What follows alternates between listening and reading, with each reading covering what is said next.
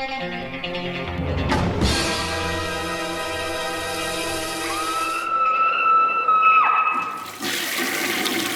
guys, what's up? It is week 129, and I feel like this show is going to be like 2 hours long, and I don't even have an interview. So I'm going to apologize. Remember, there's always timestamps to jump around if you'd like. And also, there's a bunch of, social media to follow me on if you're interested. Twitter. I don't have much of a following on there, but I post, the weekly questions. And Instagram, I'll post the picture and everything like that. So if you're watching on, YouTube and you don't have a Facebook, because I know a lot of people don't like Facebook, you can add me on Instagram and Twitter. All the links will be below. So let's start this off with a happy freaking Halloween. I think you'll be seeing this the day before Halloween. These are shot, like I said, in a week in advance. So happy Halloween. Celebrate the way you want to. Have fun. Pass out candy, eat candy, do whatever you want to do. Watch Halloween for the 30th millionth time, or Hocus Pocus, or whatever movie you guys usually watch, because I know everybody has their cool traditions, but I just want to wish you guys happy Halloween. Next, also, there is a Kickstarter, Indiegogo, I believe it's Indiegogo, for my friend Brian Papandrea. And he's directing this movie called Feaster Sunday. It's going on right now. I think it'll be very, very close to the deadline by the time you hear this. So there'll be a link below for that as well. And I guess what else? Oh yeah, this is pretty cool news. If you guys listen to a podcast or keep up with the Horphilia Network at all, I'm going to be guesting on the 22 Shots of Moods and Horror podcast for the Italian month. I'm pretty excited about it. I've always enjoyed the podcast. I've talked to the guys a little bit here and there, so it's pretty cool that I get to guest on their show, because it's one of my favorite podcasts, and the guys are pretty good at what they do. I think they're great, and they're very knowledgeable, and they seem to have fun. So I'm looking forward to that. It'll be the first guest podcast in a very long time, if maybe ever. I know I've jumped on shows before, but I don't remember how. It's been a very long time. So I guess we're going to start with the 2 Creepshow episodes. This is episode 5. I've been keeping up with the show, and these 2 episodes, I can't remember the name. They're fairly kind of, the first one is a generic story. It's a monkey's paw story, which is, very timeless. They've done it in Tales from the Crypt. The story is very old in itself. It's kind of like in everything. These are both directed by John Harrison, who scored Day of the Dead and directed probably the most popular segment in the Tales from the Dark Side film with the gargoyle. Love that one. John Harrison, he's directed, I'm sure, some Tales from the Dark Side episodes as well, so he fits perfect in this. And I love that he's getting a chance to direct an episode, because he fits in with that original kind of Creepshow, family. The Romero family kind of comes from there, so that's great. The first story, like I said, is a monkey's paw story starring Bruce Davidson. So that's really cool. If Bruce Davidson's in a bunch of stuff. He was recently in Lords of Salem. So yeah, he's a good actor, classic actor. Basically what happens here is a criminal kind of crashes their car, loses a hand, stumbles into this, I guess a funeral home, a funeral parlor, and Bruce Davidson says, "I've been waiting for you. You've come to kill me," and tells her about the monkey's paw, which is a story basically boils down to be careful what you wish for. So it goes into the past of his wife having the monkey's paw, and I don't want to give too much away. This one's really pretty cool, and the way they shoot it, the way they mingle in the flashbacks with the modern, how they edit it, it looks perfect. Like they'll be in the scene and they'll like turn around and the lighting will change, and then they'll be in the modern time. They'll go from the past to the present very well. I think that actually was one of the most unique kind of deals they did in this episode, and I think it works very well, and I think it kind of captures the spirit of Creepshow pretty cool. The next one is a zombie short. This one's okay. The concept's really fun. I shouldn't even told you it was a zombie thing. It's kind of a little spoiler, but it's kind of post-apocalyptic deal where you see these 2 kind of storylines. He's again playing with time in this one as well, where we have these people in this kind of prison, and they're kind of going to go up to their doom. You kind of get the idea, and you figure out what they did through through the flashbacks and everything like that, and then they get just desserts, which is also very Creepshow. This one's fun and decent. I just wish there was more kind of gory carnage in here, and I think it would have been a little bit better. The acting is pretty fun in this one. I really like the guy who played the mayor. He cracked me up, and David Arquette also has a small little role in here, so that one's also decent. This is a solid episode. I don't think it's as good as the Scarecrow episode or the DJ Qualls. Those segments, DJ Qualls' Little Creatures one, but I think that they're up on the the top part. I think that they're pretty good. So I really like what Shudder's been doing with the show, and I'm looking forward to more episodes. Maybe continue. Since we didn't get Tales from the Crypt, I'm more than happy to have a Creepshow show, because I love anthology horror, and that's kind of really the only television I used to be hooked on when I was a kid, was anthology horror and like comedy TV shows, sitcoms like Seinfeld, and the cartoons like The Simpsons. That's all I used to watch, really. I don't care for TV particularly. That's the kind of TV I gravitated towards, especially growing up watching like Ray Bradbury Theater and Alfred Hitchcock Hour and stuff like that, and Twilight Zone. Just seeing episodes as a kid, and you vaguely remember them, and then you go and revisit them. You're like, oh, I remember these. And Tales from the Crypt was always a soft spot to me, so I always loved that kind of television. But I guess we're gonna hop into the first review. The first review is from Mondo Macabro, and this one is a very special one. I love what Mondo does, and this is one of their gems. This is kind of a hidden gem. This is 1975, The Killer of Dolls. Okay, this is a Spanish movie, and it's pretty much a lost movie. I had never really heard about it. I might have seen the cover in kind of like some bootleg kind of a world, but I never really checked it out. It's by the director of Graveyard of Horror, which I haven't watched. It's supposed to be kind of a cheesy kind of Spanish horror film as well. This one is not cheesy. This one is insane. It stars David Roca, who is actually in The Traveler with Paul Naschy, which he has a really nice role in that. And that's a pretty cool movie where kind of Paul Naschy is this kind of devil-like figure who pretty much kind of, brings David Roca in and brings him down a path of evil, which I really enjoyed that one. So this movie literally to me is like I've seen all these ingredients from different movies, and the way they cook it and make it and present it is literally like no other movie, but it's all the ingredients are there. It's part, it's psychosexual kind of character study, psychological character who's like tortured by their sexuality and their duality and with themselves. It feels like Psycho. It feels like Maniac and Tourist Trap, even though it was before those. It's definitely heavily inspired by Psycho. So let me get into this. We have this character who's the David Roca, who's the gardener's son. He works for like the Countess and this her husband, kind of like taking care of the garden, but he really doesn't do anything. His parents do everything, and you realize this guy is damaged right away. He sees women as dolls, and he hates dolls for some reason because it stems from his childhood where he has this duality kind of sexuality where I don't want to give too much away, but involves, something with his sister. And I don't want to go further than that because it's kind of a reveal, and it's very interesting actually. There's no secret that he is the killer, and pretty soon he starts dressing up in this weird doll mask and wig, so you can kind of gather where it's going from there with a Psycho type deal. There is an intense performance by David Roca. It's amazing actually. It's almost like over the top but feels real, and it's like that one of those great performances you see in like one of these movies where like you have like Joe Spinell where he has in Maniac where he has these kind of childlike qualities at the same time and these weird kind of sexual kinks as well. And he ends up starting a relationship with the Countess's daughter, and the Countess is trying to seduce him at the same time. Meanwhile, he's going in the garden at night where people are always constantly breaking in and having sex, and he is killing them when he gets a chance, but he sees them as dolls. So this kind of mixes this weird reality in here where he sees people as dolls, so you kind of plays with it. He also, so you don't know what's real or what's fake, so they set up the twist pretty well. Of course, there's a couple twists in this one. Like I said, the atmosphere is really awesome. The psychological stuff is perfect. There's dream sequences. There's freak outs. I love this movie, to be honest. There's, like I said, good atmosphere in the garden, and at the end it kind of goes insane, and we have all this like fog coming in and just insanity. And there's actually a couple funny moments in here too, how it presents the rich, and that's definitely a giallo trope or a gothic trope as well, how it presents them as kind of scummy, sleazy people. So it has all these like tropes of proto-slasher, giallos, gothic stories, psychological, psychosexual stuff. It has all this stuff.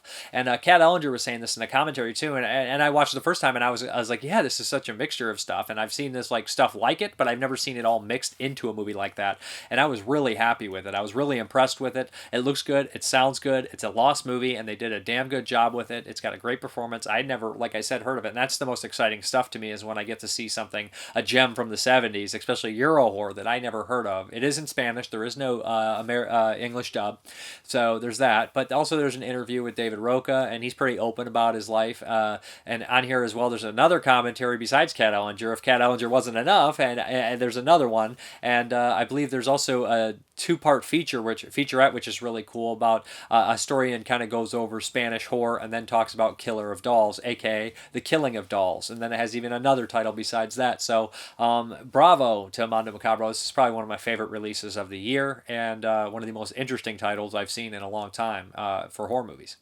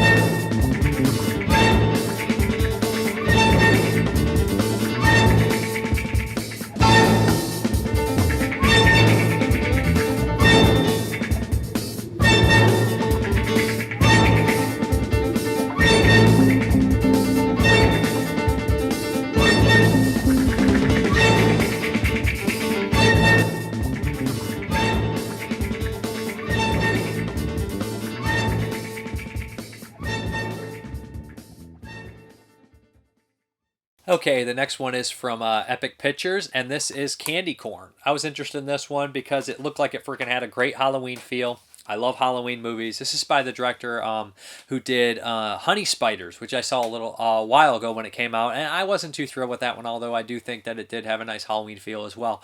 Candy Corn has some genre favorites in here. Courtney Gaines from Children of the Corn and The Burbs. It has, what is his name? Moeller is his last name, and he's in stuff like 31 and he was just in 3 from Hell, and I forgot to mention that he was in it. He was pretty good in 3 from Hell. I also forgot to mention Bill Oberst Jr. was in 3 from Hell, and I should be shot for that. Sorry.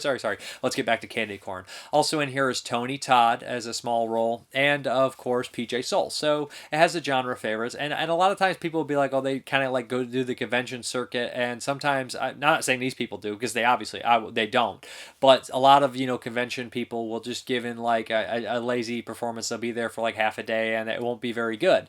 To be honest, in independent movies, that does happen a lot, and some people will be turned away by that. But honestly, I think Courtney Gaines and Moeller and PJ Souls are probably the strongest part of this movie. To be honest, I think that their performances are the strongest. What we have here is a mentally handicapped character. Oh, geez, I can't believe I forgot. Big Braden from The Greasy Stranglers also in here in kind of a weird offbeat role. Like I could see this guy being like a character actor for the next couple decades because he's really entertaining just to watch on screen, and enjoyed him in this one as well. But we have this group of kind of young 20s maybe. They're way too old to be doing what they're doing, but every Halloween they played a prank on this local kind of mentally handicapped person, and the prank goes wrong. He's now working at this like kind of this traveling circus. I don't even know who's traveling. It's kind of weird, but this circus where a Mueller runs it, and so they go to the circus, and these carnies kind of take care of their own. They're definitely a family. So what happens is they end up trying to pull a prank on him. He fights back, and he dies. So immediately in the beginning of the movie, most of the main characters have killed a mentally handicapped kind of guy. So I'm like, oh, so now it's just me kind of waiting for these people to die, because at that point I don't care. I really don't. So that's what happens. Then the mentally handicapped character is brought back to life by Moeller in some weird kind of pumpkin-like ritual level where he's wearing like a pumpkin mask and he goes around and he kills them off.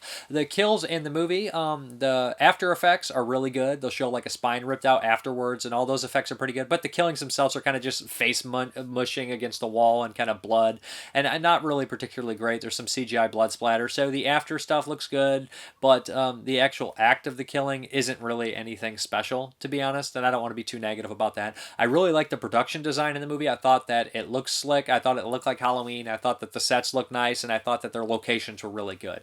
The idea is fine enough. It's very simple, and but for the most part, some of the main characters that weren't like the genre guys were really poor. And I don't want to be too negative. The main bully in this movie, I thought that he was awful. Awful. Like, enough to make me call him out by character or name.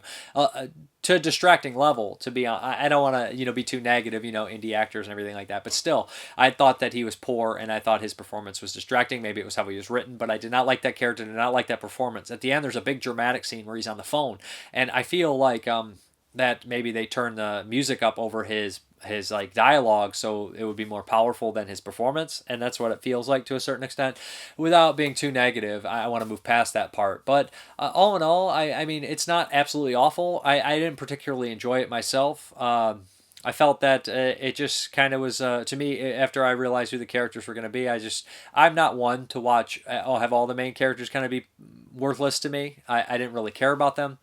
So there's that. Like I said, it's okay. It's not really my kind of deal. The director, watching the special features, he seemed full of energy and enthusiastic, and I don't think the movie's lazy or anything like that. I just didn't particularly care for some of the writing, if that makes sense. Like, so I didn't care for the story. So if you do that, then you can see like there's some quality in there, but there's also some, dialogue and acting choices that I didn't particularly like. It's up to you guys. I think that there's an hour and like 50-minute making of, which is really cool. And there's a commentary on here as well. So it's not a lazy release either. It looks pretty good and sounds pretty good. The surround sound was booming. So yeah, candy corn.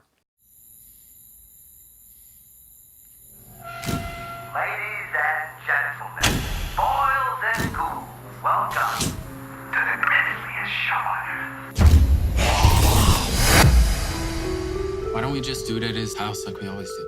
Yeah, I'm with Steve on this one. You guys are unreal. This year, it's gonna be bigger and better. We're gonna wait for him back behind their trailers. When he gets there, we'll rough him up. Hey, fella. Strip him down. And then let him run down the midway like the freak show that he is. For thou who sleeps in stone and clay, heed this call, rise and obey. Pass again through the mortal door, come to thou and walk once more.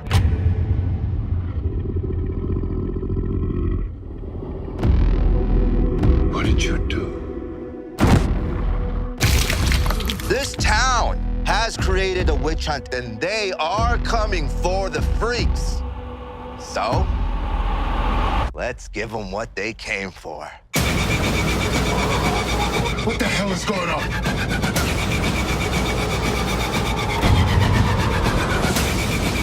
No one wants to be out after dark. Where the hell is he?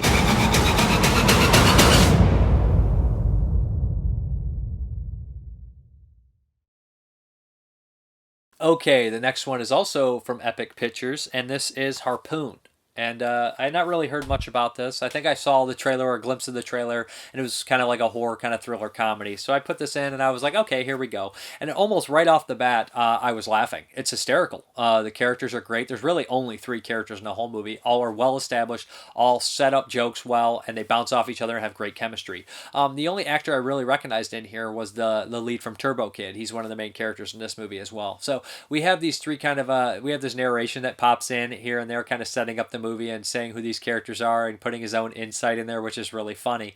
So these 3 characters obviously have a history, and it's deep, and there's something going on between them. They decide to go on this kind of boating trip for the day, and they get stranded on the boat. So more things come out about their personality, about their past, and they lets you have hints throughout the entire thing. There's a couple twists and turns I didn't see coming. The banter back and forth is really what makes this movie special. The performances, especially by the character who played Richie, is probably one of my favorite performances of this year. I thought the way he delivered his lines, I thought his kind of assholishness was perfect. And as it goes on, you realize all these characters really aren't particularly likable, except for the female character. Like I said, I can't remember any of their names except Richie, which is pretty bad, but I enjoyed all their performances. And the twist at the end was so perfect, and I was like, that is so great, because they set that up every way they could have. The camera work is nice as well. They'll have like these kind of zoom ins, or like, I guess they probably are dolly shots because they're pretty smooth, unless it's a steady cam. But regardless, they use their space well. And I know that it was shot in two places. An exterior was shot in a nice outside location because it's beautiful,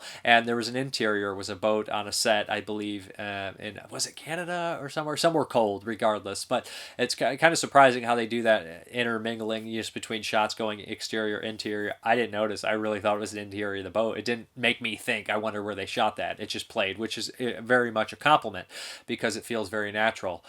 This one's really tremendous. I think people will enjoy it. It's funny, it's witty, it's clever. There's constant like reoccurring jokes, which show, I think, kind of a intelligent humor. And there's some silly humor as well, but it's really in the delivery and the timing, and it's really perfect. There is a couple commentaries on here. One where the director takes mushrooms. There's a few deleted scenes, and the movie runs at an hour and 22 minutes. It's brief, it gets in, it doesn't wear out its welcome, and this is one of these deals where I'm going to put this in for 15 minutes before I go to bed, and I'll watch the rest tomorrow. No. It captivated me. Because, I hate breaking up movies, but sometimes you have to. So I put it in and it caught my attention. I watched the whole thing before I went to sleep. Went to work the next day tired, but it was worth it. Really loved it. Highly recommended. Looks good. Sounds good. The narration's funny. It adds a nice little quality in here. And there's a nice little tale about, Richard Parker, that I really liked hearing. But highly recommended. One of my favorite movies of the year. And a nice release, too. Hey.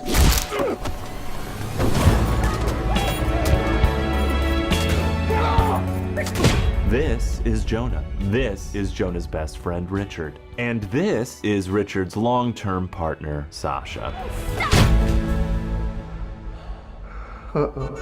And with that, just like they always did, our trio returned to their instinctual roles. Okay, let's make a deal. I grovel and pamper you guys unconditionally, and you just try to remember a time before I went eat. I want a free punch. Yes, deal. Why are you encouraging this? And when I think of you... someone once told me, the sea finds out everything you've done wrong. And these three have been pushing their luck from the very start. We need to make a better deal. We need to promise not to kill each other. Cause when I think of you, there's no way to defend. That can't be good. Sasha, what do we do? We gotta stop the infection from reaching his heart. You mean...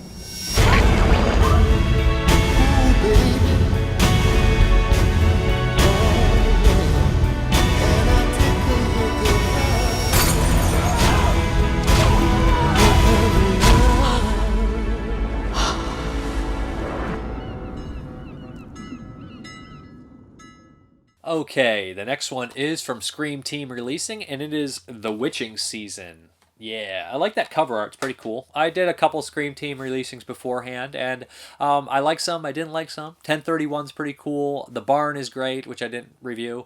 And this one I actually dug, too. And I forgot Dreaming of White Doomsday is a good one, too. So this one I actually dug. This is 5 shorts. It's an anthology, I guess, sort of, but there's no wraparound. It's made by all the same group of filmmakers, so they all have the same kind of artistic look. They all take place on Halloween, and they all kind of intermingle with the stories. You'll turn on the news, so you'll see like part of that, the same newscast. So they are in the same universe, which I liked.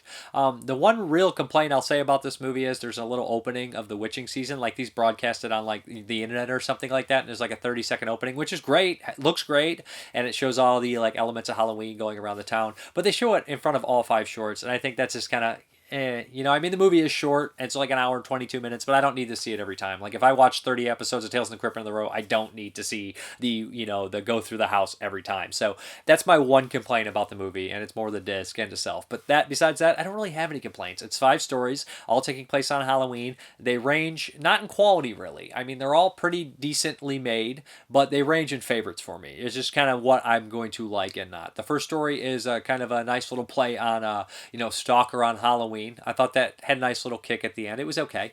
The next one is kind of somebody leaves some things behind, and it's an evil doll. This one was probably the weakest for me. It just didn't go that far, but it did have a nice little twist in there. It kind of very bland in a way. The next one is kind of like about night terrors, and this one's really well done and really creepy. The way they use shadows and the way that it just unfolds is very short and kind of scary as hell.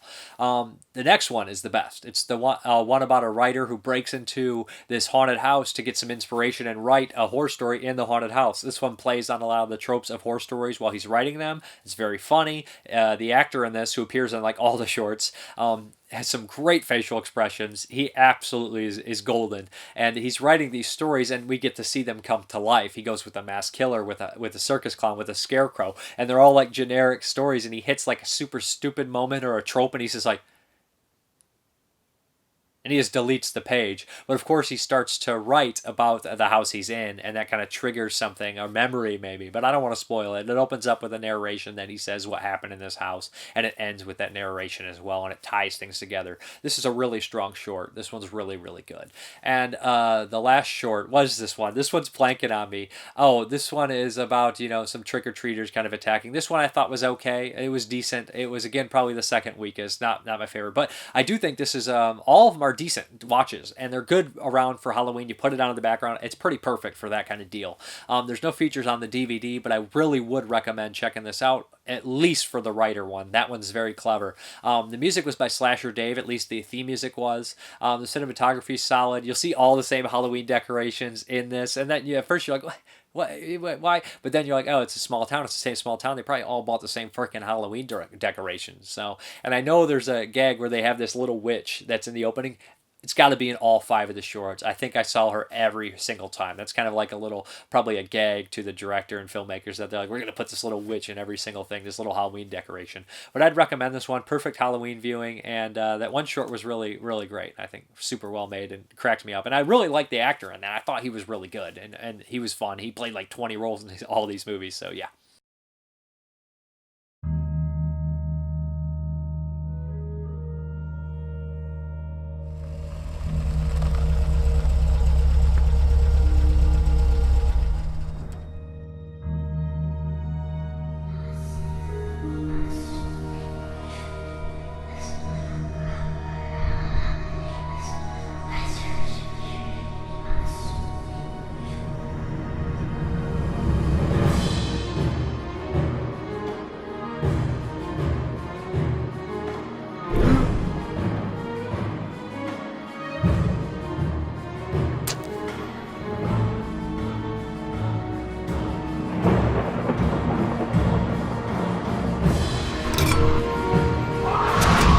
Who are you talking to? Princess.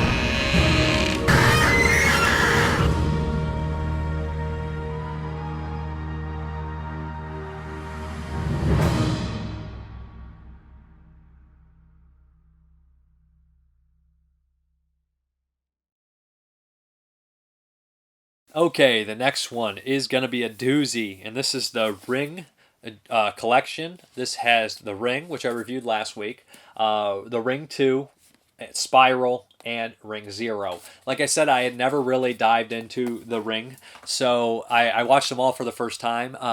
Last week, The Ring, and then these three this week. So bear with me. This is all off the top of my head, recalling of Japanese ghost stories that are all kind of mixing together. They're all made around the same time. They all have the same reoccurring kind of characters, and they all follow the same storyline somewhat. So I'm going to start with Spiral, which was the original sequel to The Ring. It played in theaters with The Ring originally. So this one was made back to back with the Ring, and it was actually Spiral was the original story, the original book. The Ring, there was a book, and then Spiral. They were both written by the same writer, and there's kind of follows. And I guess this one follows the book fairly well. Okay, this one starts off really dark and really, really kind of gloomy. And I was kind of surprised it started off with, like, we have a pathologist who has a haunted past. He has some lost loved ones, and every morning, right in the beginning, he wakes up and thinks about suicide.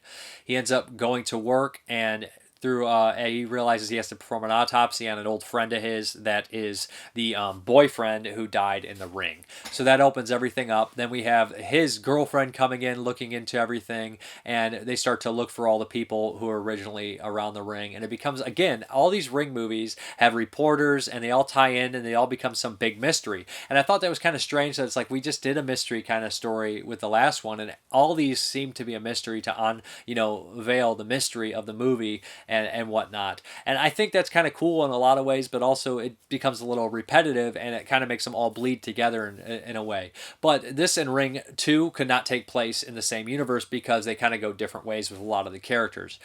This one I thought was really unique, and it was more about, what you would do for a lost loved one. And these all start off like kind of small and personal stories, and then they grow into these giant sci-fi kind of ideas that are just hard to grasp your mind around, to be honest. I'm thinking, what is going on? Oh, they're doing that? And I really like something about this movie that I thought was super unique, that the virus, they start to look at it as a virus kind of way, because they're pathologists. Him and his partner start to look at it as a virus, and they find the original report of the main character in the first Rings notebook, her diary about everything, and some people are starting to read that, a reporter, the other pathologist, and some people start getting sick, and they didn't watch the tape. They start to get sick in a way. So, and they start to discover that this thing is not only through the tape. And I thought that was a really great way to carry on Sadako's curse and everything like that, and interesting as well. And the way this ends, it's just completely insane. No one could watch this movie and not have known anything about it and say, well, oh, this is going to happen. No one's going to be able to predict this. This movie is very unpredictable. It has this like dark and gloomy kind of look to it. I really like the lead guy in the movie, and it brings back the boyfriend or the husband from the original one, and it kind of ties some not loose ends, but it ties some characters' fates and stuff like that. I thought that this one was probably my favorite out of the three, to be honest, out of all the three on here. Spiral, I thought it was the best made, and I really like this one. I'm going to probably find a trailer for you on that.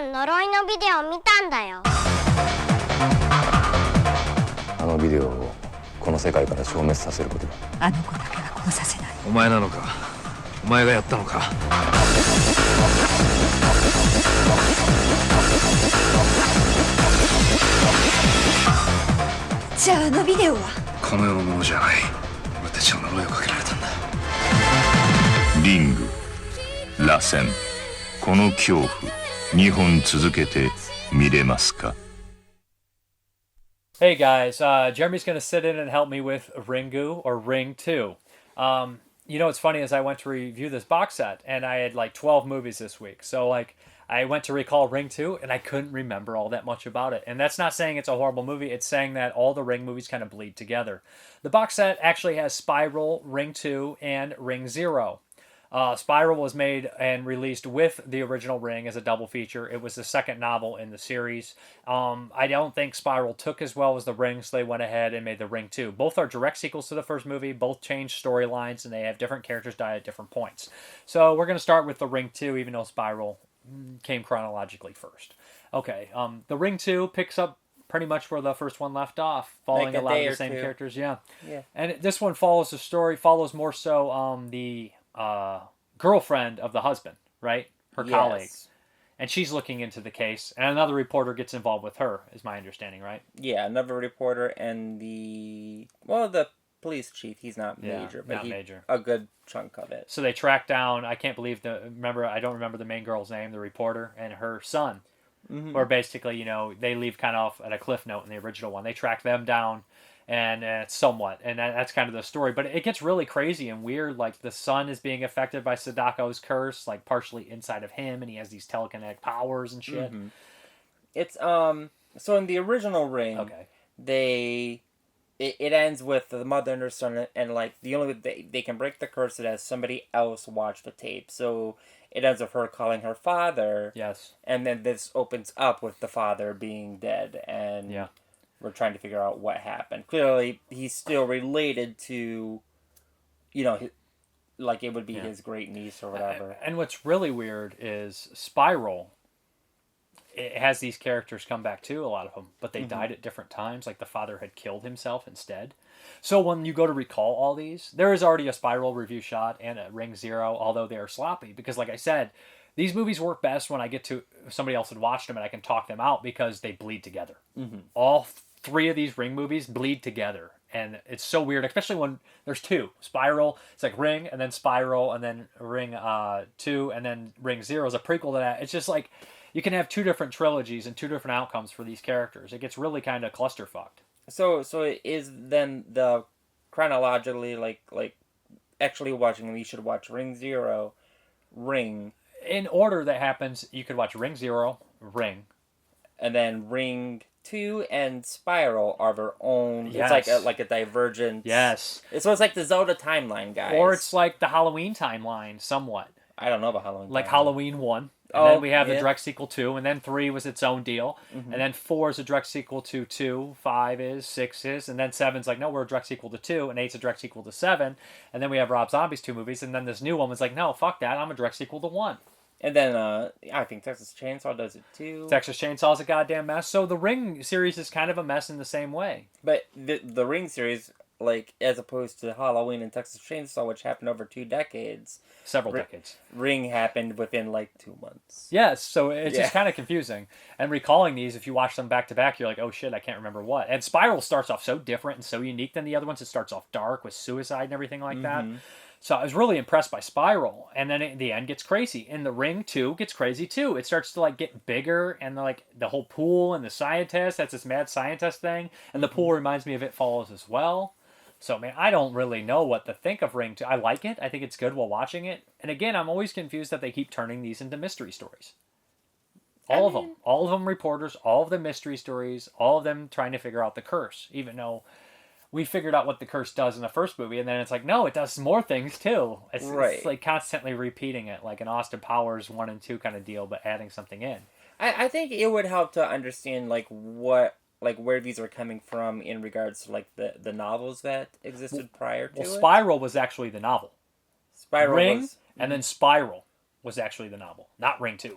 Right. Ring 2 is not... The original director of Ring did Ring 2. Right, but, and I think there's, like 4 or 5 novels in the series, and, I think maybe only 2 of them got made then. What's the funny thing is, like I said, Spiral starts off different, it has different outcomes for the characters, but a lot of them still die no matter what. Right. And the end of Spiral is just like end of the world kind of crazy. While Ring Zero, it paints the character like Sadako in like a sympathetic light and changes some things too. So they're all really kind of muddled together in a lot of ways. Well, and like Sadako, I think, means like innocent one or purity, pure something. And how did the curse work in part 2? They changed it around a bit, right? No, I think the curse is more or less the same. It's just like the boy somehow became a Sadako. Yeah. Did he become a Sadako, or did he? He had the psychic powers from because the father. His father, yeah. It has the ESP angle too, like a lot of these. Right, and I would call them empaths. Really, they're kind of like empaths. supernatural empaths where they can feel stuff, but he becomes almost like a Marvel character. Oh yeah, he's like blasting force fields and like knocking people down, like stopping their hearts. Yeah, I think when the mom, what happens to the mom, like that kind of got to me. That was a little fucked up, especially after and Spiral. She's too. Oh really? So was the boy. Oh, okay. Kind of spoiling. These are pretty old movies, but still, it's just twisted. Like I think Spiral's darker, and this one's more commercial. That's why I think they went with this series more. Mm-hmm. I think they're both worth watching. I think they're both good. I think Ring Zero is probably the weakest, and it's not horrible either. I didn't watch that one. So you watch this one. I would recommend checking this one out. I think the first one's vastly superior, though. I don't even say vastly. They're very similar. It's funny. It's just that the Ring at the time was so perfect because you never see anything like it. Like I feel like when I was watching Ring and then watching Ring 2, it kind of felt like the change in tone was very similar to like Hellraiser and Hellraiser 2 to me. Yeah. It was just very like Hellraiser is like very dark, very serious, and personal, and then like Hellraiser 2 is just like crazy misadventure and the labyrinth of dreams, fantasy, grotesque. Yeah. Stuff. And I feel like this had the same thing where it's like it's the same thing as the first one. It's just everything is like on steroids. Like the boys like they work up the ESP angle to like this huge thing. The way that the tape works is this way. Like if you survive the tape, I guess you have to pass it on. You have to pass on, but you become like the medium of passing it. So like the girl in the insane asylum, when she gets near the TV, she somehow starts the TV or causes the TV to play the video, so everybody in the nursing home sees the... Yeah, that's the girl from the first one who witnessed her friend die. So anyone who witnesses a murder becomes kind of infected in some sort of weird partial, like, hell where you're in, like, limbo. Yeah. So all that's insane and weird. And Spiral does that, too. Mm-hmm. Spiral is interesting because the journal that the reporter wrote, people start reading that, and the virus passes through the journal. Right. They call it a virus in the second one, even though it's not. The curse passes through the journal. It develops as something different. And I'm just weird how, like, they had to, like, treat it like a virus in these movies that it advances, it mutates. Well, in the novels, it is a virus. Okay. In the novels, it's as you read the novels, you realize that this isn't in the real world. This is in, like, a computer simulation, kind of like Matrix or, like, Reboot. And, like, Sadako is actually a malicious computer virus that is trying to reach its way into the real world. That's in. They all get whacked out of their minds at the end. They all start small and personal, and then like 2 Spiral and this are like they get huge. And Ring Zero, you're like these like started. It's like a Marvel movie cycle through the whole thing, like small and personal, and boom, just blows up. Like all the Marvel movies are too big, is what I mean. Like I wish these little other ones stayed smaller because I think Spiral's damn near perfect until the ending. Well, I think that's just the nature of like franchises in general. You know, Marvel happens. I mean, Jason goes into space and into Manhattan. You know, I'm like he was in Manhattan for 2.5 minutes. He was getting there. He had to go to space first. He went to space after. I don't remember. How is he going from Manhattan down to Fort Lauderdale in Florida? He was never in Florida. Well, how did he get into space? Why does he have to go to space, to Fort Lauderdale, to get to space? Isn't that where they launched for rockets at? It was the future when he went to space. Get with the program. Well, they cut out a big chunk of it. Yeah. Let's see that movie. Probably follow the Manhattan Between Manhattan and space. That's the one we want to see. But, you know, I think that's just the nature of, like, franchises in general. Yeah. Like you know, the longer they go on, the more big and complex they get because they have to somehow incorporate all these little tiny plot threads that they had going on. It's like, well, if we just make this so it's just a giant, like, monstrosity of, like, all of our ideas we couldn't do before, then nobody can say that we're, like, having these gaping plot holes. Just confuse it and make it really weird. People are like, I don't get it. It's crazy. Yeah, it's art. It's art. They are confusing, especially if you watch all of them. You'll have trouble recalling all 3 of them. All 4 of them back to back. What scares come from this one? I think the first one's a masterpiece. Recommend that one. I think the second one's worth checking out. Spiral's the second best, and then Ring. So Ring, Spiral, Ring 2, Ring 0. All worth watching, though. And Ring is damn great. What do you think? I only saw Ring and Ring 2. What do you prefer?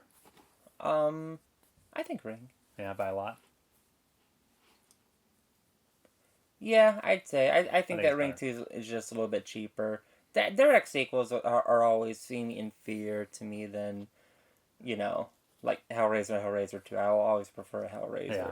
I'll always prefer Teenage Mutant Ninja Turtles over Secret of the Ooze. Secret of the Ooze is terrible. I think that's just how it is. Like it's like you get like a good Disney movie, and then you get like Ariel Returns to the Sea or Lion King 2 was like 45 2 minutes or long, and then they're Lion like, King and a wait, half. Lion King 1.5 because we messed up on 2. Right, we're sorry, everyone, and I think that's just the nature of movies in general. The funny thing is, Spiral was made with they released them both together, and then when they went back, they were like, no, we released Ring 2, which is so weird to me.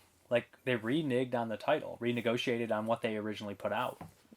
So it's strange to me, but I think they're worth checking out. Yeah, I like how it looks. It looks great. Yeah, it does look great. And it looks a lot like the first one. They bring back a lot of the same actors. The old man from the village comes back, and he gets his storyline tied up. And the pool is straight.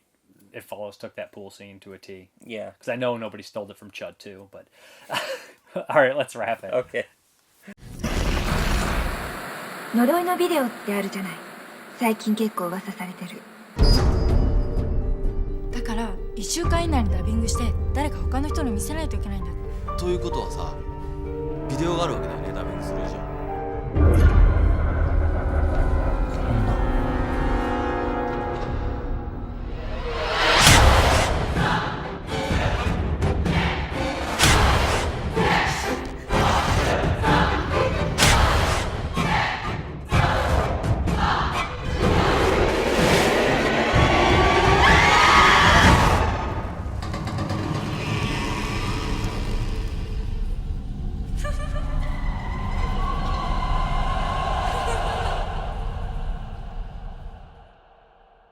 Okay, the last one in this deal is Ring Zero.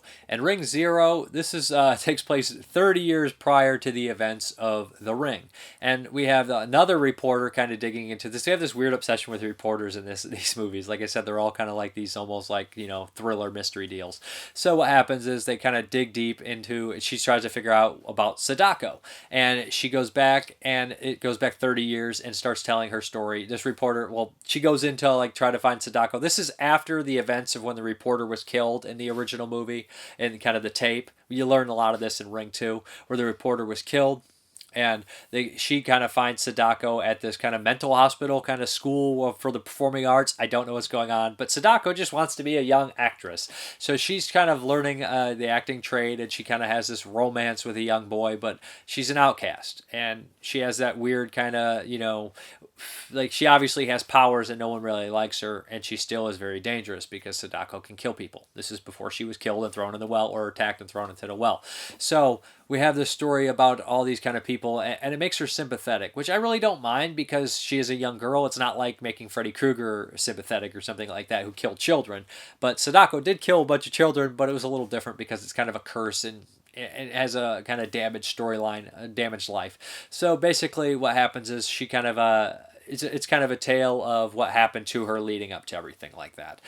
This one I think is okay. I do think that it kind of gets really silly at the end again, where we learn this kind of twist in here, and I don't necessarily know what the hell is going on, but at one point she kind of lets her powers unleash in the woods, and I thought that was a fairly well done scene.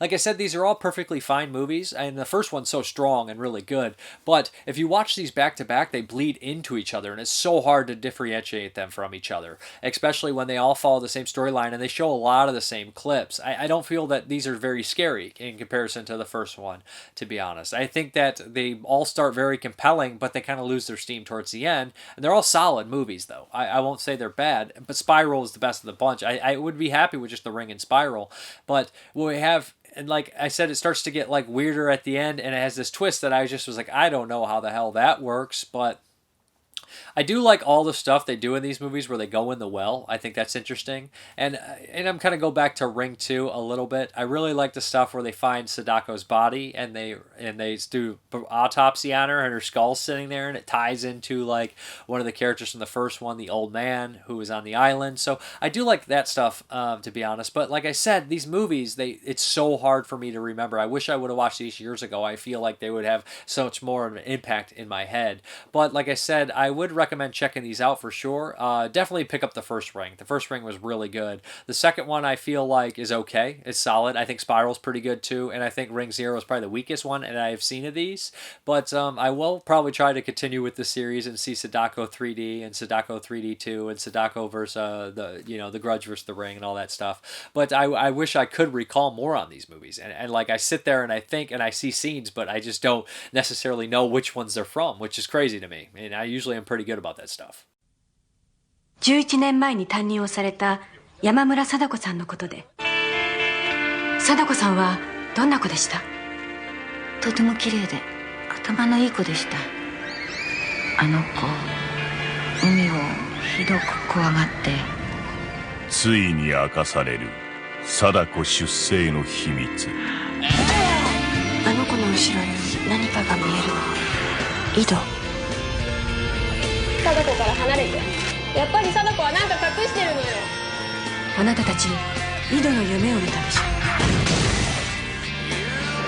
12年前にお前が殺したのか。ガタだ。ちょっとあの着物の人。お母さん。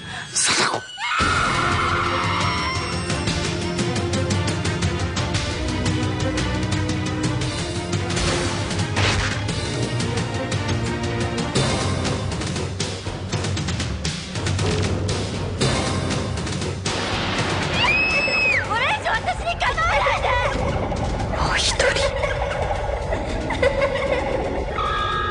リングゼロバース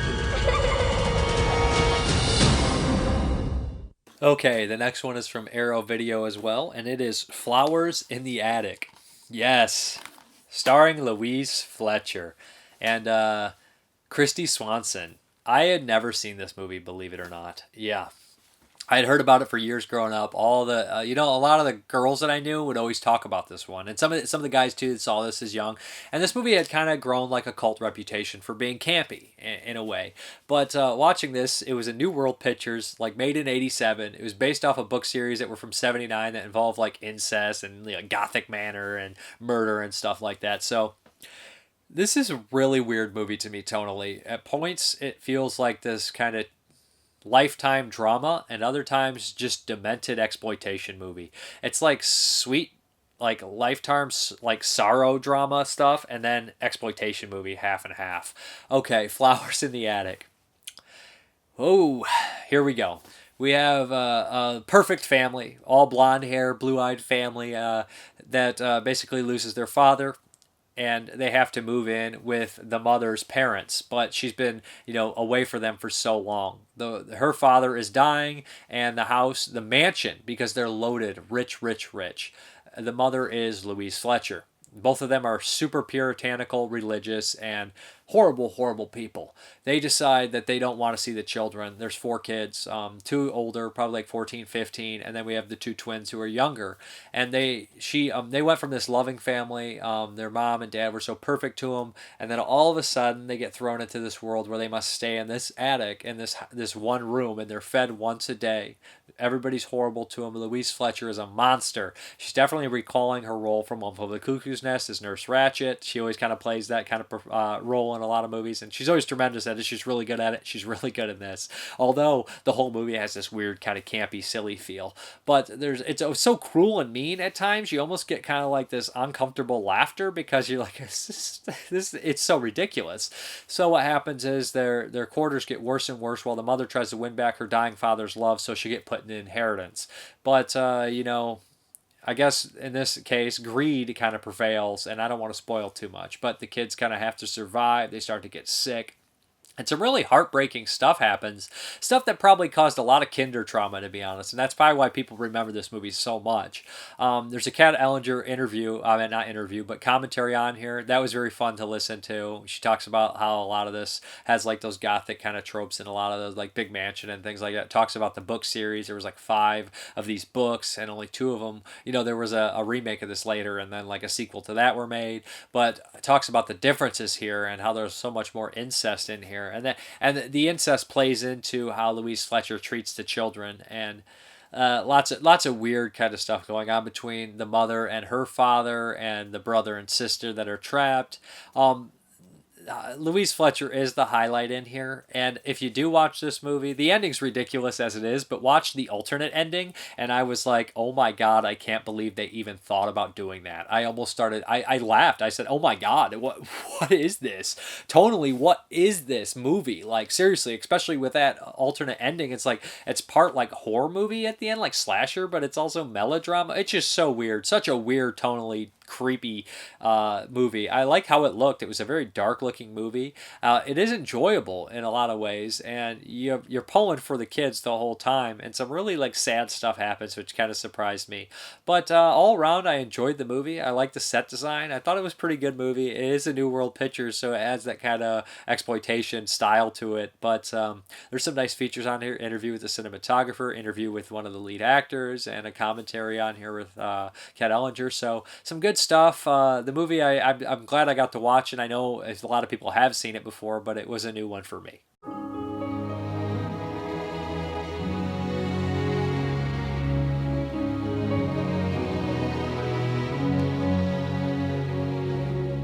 As long as you're in this house, you will abide by my rules.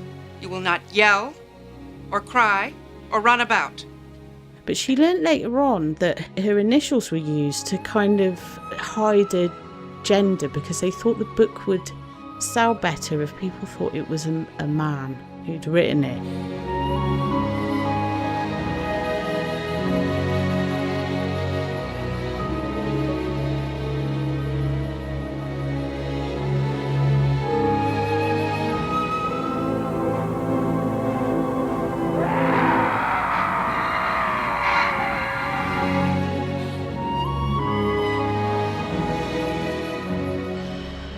Flowers in the attic.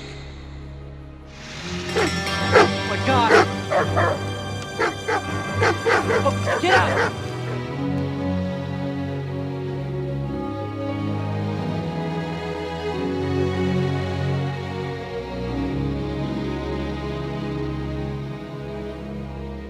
Look at you in your black dress, your fancy jewels, and your pinched face. We're not afraid of you. We laugh at you. Do you hear that? We laugh! Get out! Out! Out!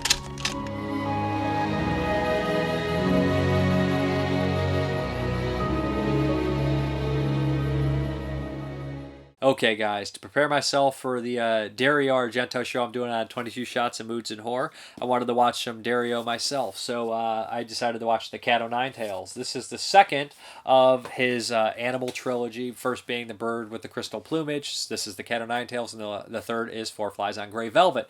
This one was made in 1971 after Dario had a huge hit with Bird with the Crystal Plumage, and these movies, all three of his movies, and pretty much all his movies share a lot of themes, which interest me, because he's a director that has a lot of the same reoccurring themes and things popping up. So I like that. It's interesting for me to watch how he handles them in different movies and things like that. And I usually gravitate towards directors like that. You know, Fulci will do that sometimes. A lot of the same things will pop up in his movies when Peckinpah, Romero, they all have these kind of themes and stuff and looks to his movies. But this is more of a giallo. And the funny thing is, I watch a lot of giallos, and after I watch a lot of them, I forget them. I mix them up all the time, but I don't think I can mix up his, or at least remember a lot of scenes from his. So we have this story. This is kind of instead, like we have Bird with the Crystal Plumage, we have an American who witnesses a murder when he's visiting another country. This one, we have somebody who breaks into this scientific lab and it kills a guard, so a reporter gets involved. But also this blind man, played by Carl Malden, with his little daughter, or his niece, she calls him Cookie, accidentally overhear this guy being blackmailed. So they get involved, both the reporter, played by James Franciscus, I believe is his name. The only movie I remember him being in, he looks like kind of Charlton Heston. They say it in the commentary, and I thought the same thing. The only movie I remember him being in is The Last Shark, where it's a pretty hilarious performance where he's talking to a little girl in her deathbed, or she's in a coma. It's a really hilarious scene. But that's the only movie I remember him being in off the top of my head. But he's solid in this, and he teams up with Carl Malden to try to figure out who's committing these murders. After that one murder, it kind of falls through. We start to realize that there's going to be more murders. So basically, it kind kind of ties in. All the suspects work at this lab. They're all kind of trustees or high-ranking people at the lab, and these people are kind of working with, studying people's DNA and stuff like that. So right away, I kind of guessed what was going to be going on here when I saw this. I was like, oh, it's got to be this kind of deal with the unfolding of somebody doesn't want something about their genetics being known public. And that does kind of happen, but I don't want to spoil too much. Carl Bolden's really great in it. The relationship with the little girl is really solid. And in fact, the little girl is actually in Cannibal Apocalypse. She's much older in that movie, and she has like this weird affair thing with John Saxton, which I recognized her right away because she has a very familiar face. So that was cool. They just really don't. Dario makes his giallo so perfect, to be honest. They're so memorable. Although they all focus on a certain type of mental illness and certain type of motive for the killer, this one stands out a little bit different from a lot of the other ones, and I like that. I like the motive of the killer. I know that some people would say that there's not much there, but in a way it's kind of ironic, and it makes me laugh without spoiling too much. I don't want to give it away, but if you think about it, it's kind of ironic and almost kind of really stupid that he did this, and I shouldn't have said he, sorry, because that's most of the time Dario's killers are she's. So, and I also noticed a theme with all three of his first movies, and a lot of his movies, they always have like homosexual characters in them, and always kind of in a weird way. Like the first one has almost a comic relief, Bird with the Crystal Plumage, and then we go into this one, and this one has a character who's one of the persons on the board, and they go into this like elaborate like gay nightclub and high class, and again giallo, so we have a lot of high class things going on here.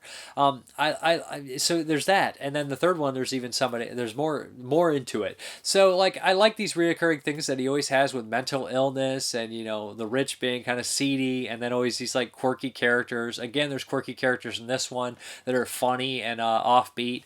I think this one's really solid. It's got a great climax at the very end, and the killers in these always get these crazy elaborate death scenes. This release actually has a really great commentary with Alan Jones and Kim Newman. They laugh a lot, chat back and forth, talk about this movie and how Dario really doesn't like it. It's one of his least favorites. I really enjoyed this one. I thought it was great. I thought Carl Bolden was great. It kept me guessing, even though I really didn't. I figured what the killer's motives were, but I couldn't figure out which one it was going to be, and pretty much no one really could. There's lots of cool stylized things in here. When he's taking pictures, the reporter of the suspects, it'll bring up this woman will be telling him who she takes pictures of him, and then later on he's talking to the daughter of the lead of this like lab. They start to have this weird affair. So like she's telling him all the people, and they pop up like on pictures who they are and everything like that. And I thought that was really unique. And there is probably one of the best subway scenes in a movie, to be honest. I loved it. Really great elaborate death scene with the subway here. So keep your eyes open for that. I know he uses some cool subway stuff in Sleepless later on too. So yeah, this one was one of his best. I really liked it. I don't think it's as strong as Bird with the Crystal Plumage, but I think it's close, and I think that it has a lot of memorable things in here. I believe Ennio does the score in here. It has some nice features on here.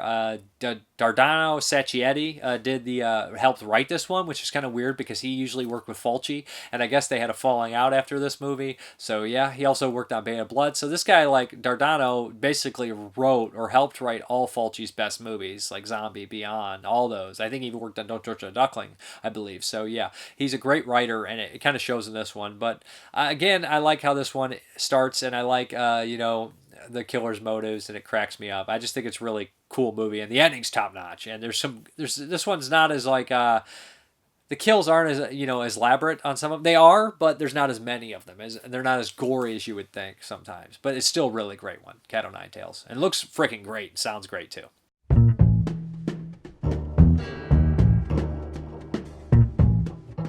Don't tell anybody, but I'm the only one who knows what was stolen. And I know who stole it.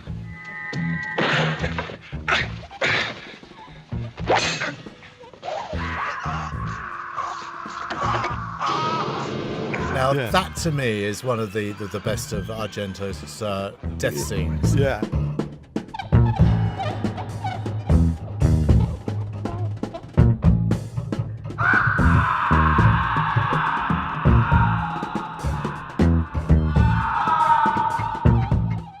Cat o' Nine Tails. It's 9 times more suspenseful.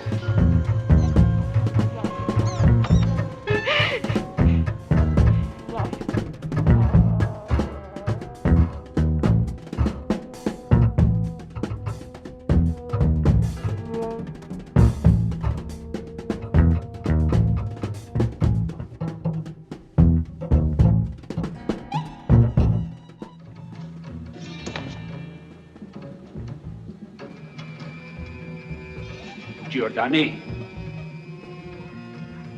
Speak up. Where are you? Speak up. This is no time to be playing games.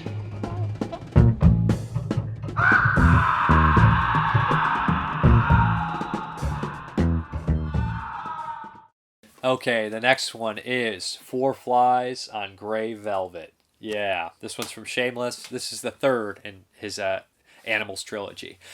Okay, and how Bird with the Crystal Plumage on his movies. I'm going to talk about all three of them together because I reviewed Bird a while ago, but it's kind of interests me. Is kind of what interests me, how he does the different openings like that. And all his movies have this, they're the same, but they're different, and I like that. So with this one, with Bird, it's a American tourist witnessing a murder and being confused what he actually witnessed. With Cat o' Nine Tails, it's a reporter and someone who overheard something getting involved with the criminal case. And this one opens up in a really great way. It actually, the main character is the killer, or you think they're the killer. This person is kind of, gaslighting them, following them around. They confront them. They get an argument. He pushes this, it's actually Michael Brandon from FM, pushes this character in off a balcony and stabs him on accident with his own knife, and he thinks he killed him, and he looks up and somebody's taking pictures of him with a creepy doll face. So he's immediately blackmailed, and this blackmailer doesn't want money. They just want to screw with him, and they start to make his life a living hell. He goes to Bud Spencer, awesome, yeah, to help him figure out who this person is. And again, it kind of tackles the mental illness. Everybody's like, this person is a paranoid, sociopathic person. And he basically hires a private eye to help him.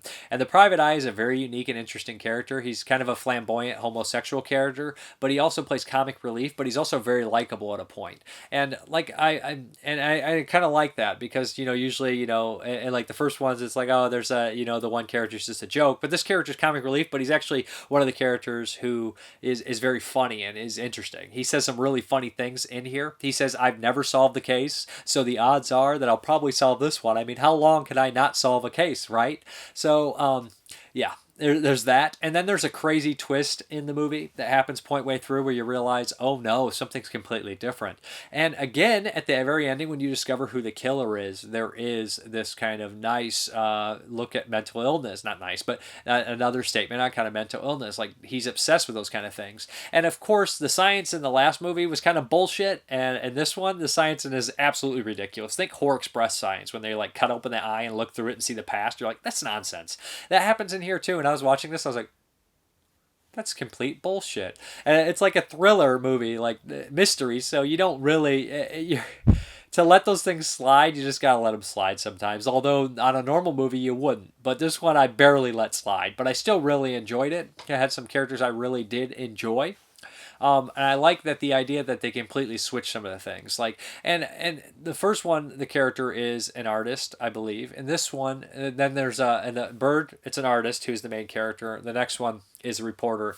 And then finally, it is a musical artist. So they're always constantly the same kind of come from the same kind of backgrounds. Like, he is obsessed with that kind of stuff. Dario used to write for a paper, so he has the reporter in the other one and stuff like that. So I feel like he sees himself as an artist, and so he can relate to these characters and have kind of write for these characters and make movies for these characters. Like I said, the ending of this one packs a punch. There's a crazy elaborate death scene, just like his other ones, where the killer gets their comeuppance. And it's actually kind of sad when you find out who the killer is and their motives. It's kind of disturbing in a lot of ways. Mimsy Farmer's in this as well. Like I said, Bud Spencer and Michael Brandon. So I enjoyed this one. There's a really hilarious kind of character, the mailman, running gag with that. His movies stand out, all his giallos that I've seen, and they're probably some of the strongest. I haven't seen a lot of his latter ones, do you like Hitchcock or The Card Player, but I will soon. But his early stuff is all top notch, and a lot of people say he's had bad movie. He hasn't made a good movie since Opera, and the only one that I've seen all his movies up until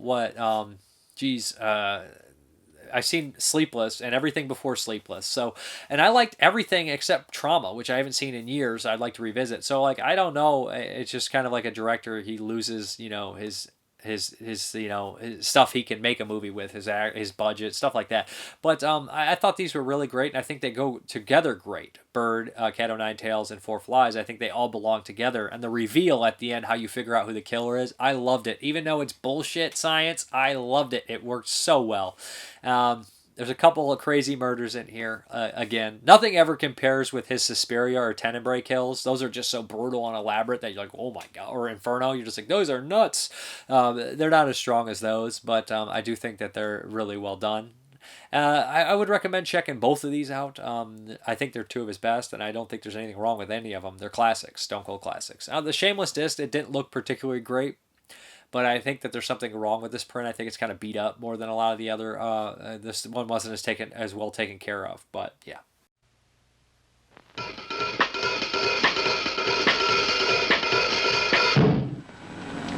An evening of darkness becomes an eternity of terror and suspense as a killer stalks the streets of a city in search of unsuspecting victims to quench his never-ending thirst for blood.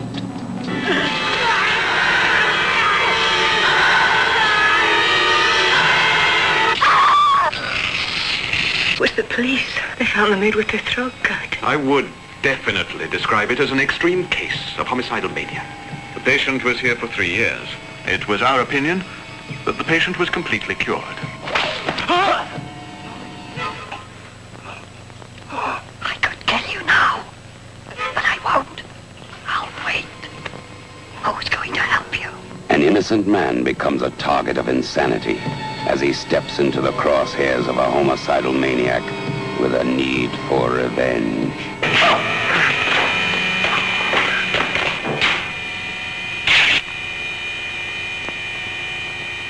Congratulations. You guessed right.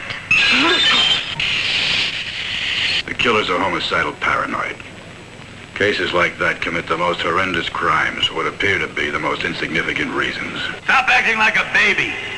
Stop crying. You hear? I never want to see you cry.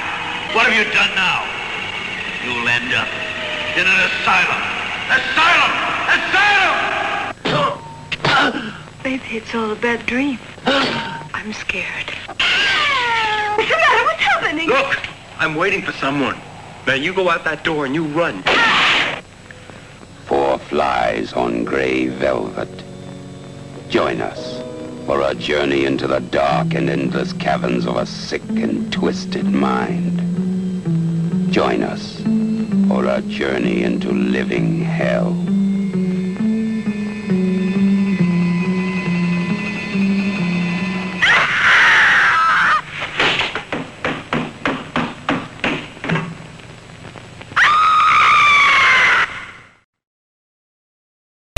Hammer time! For all who are willing to pay the price, we invite you to go through the mirror of life.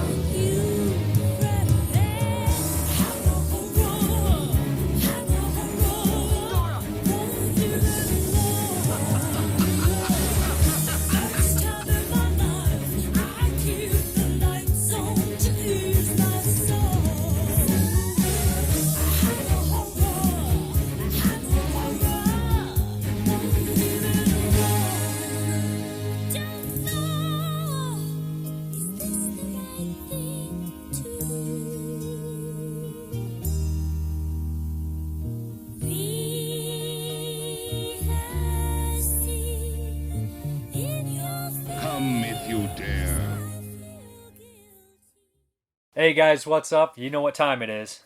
Hammer time. I should really go get that hammer out of the hallway, shouldn't I? No, we don't need no hammer. Okay. Imagination.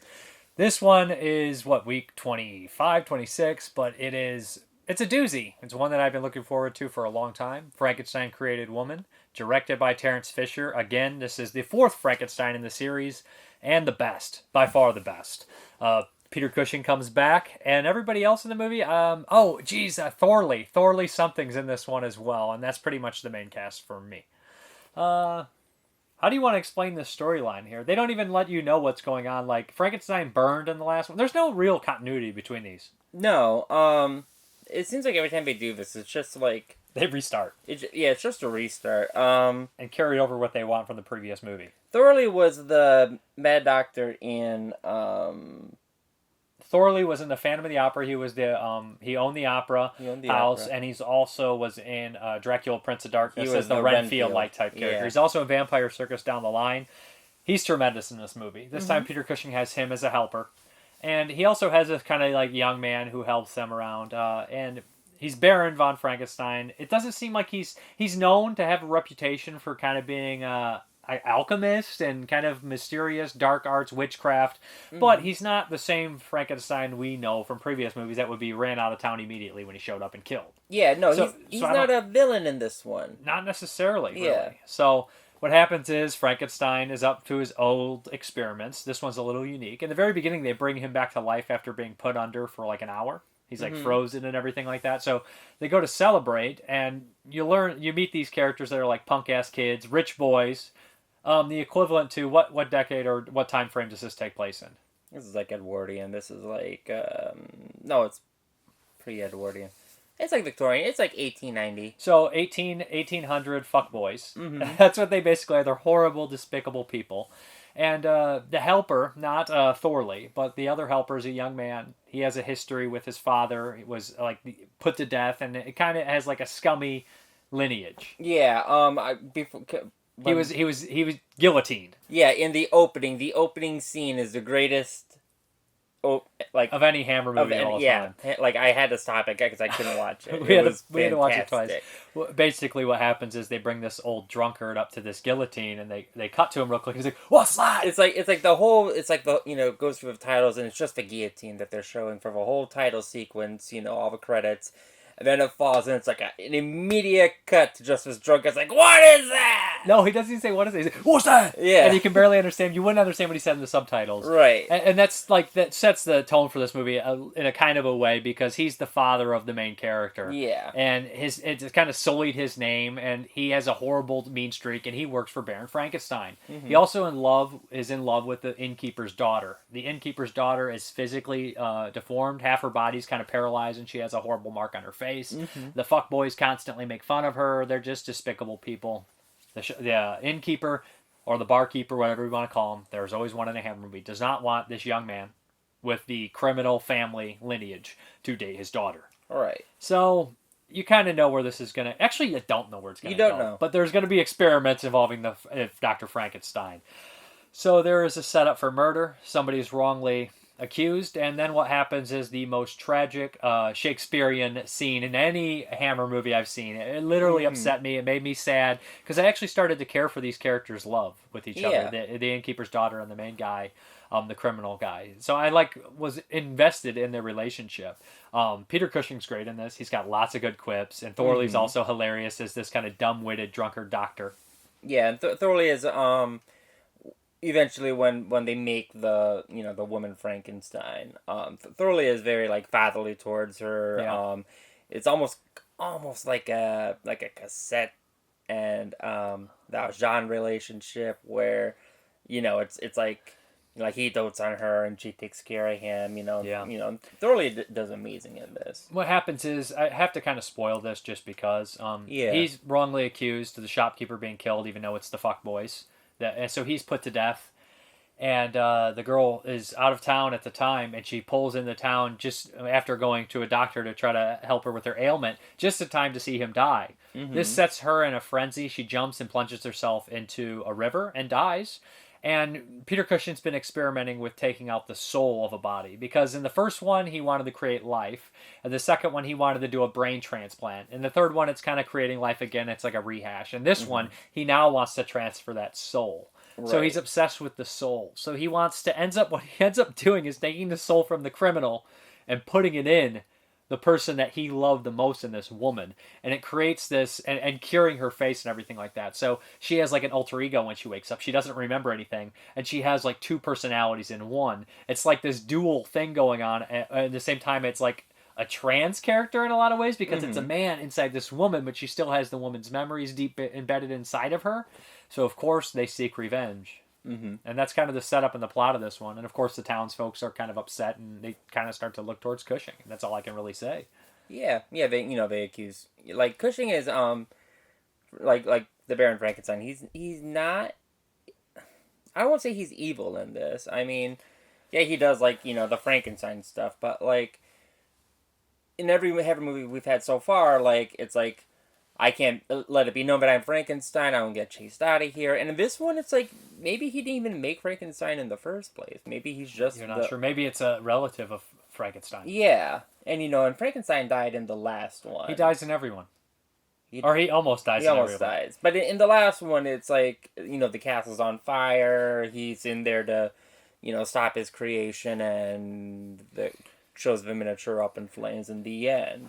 This one turns into kind of a pick-em-off slasher movie for a while, but with a great motive, and you're actually rooting for the Frankenstein, the woman. Yeah, you are. I loved her in it. And I actually, like I said, I was really sad what happened to her in the movie, and it actually packs an impactful punch. It looks freaking gorgeous, too. Yes, this is really probably pretty. Shout Factory's best-looking Blu-ray of the bunch. They did a really good job with it. I thought it looked amazing. And I don't know if that's just the movie itself.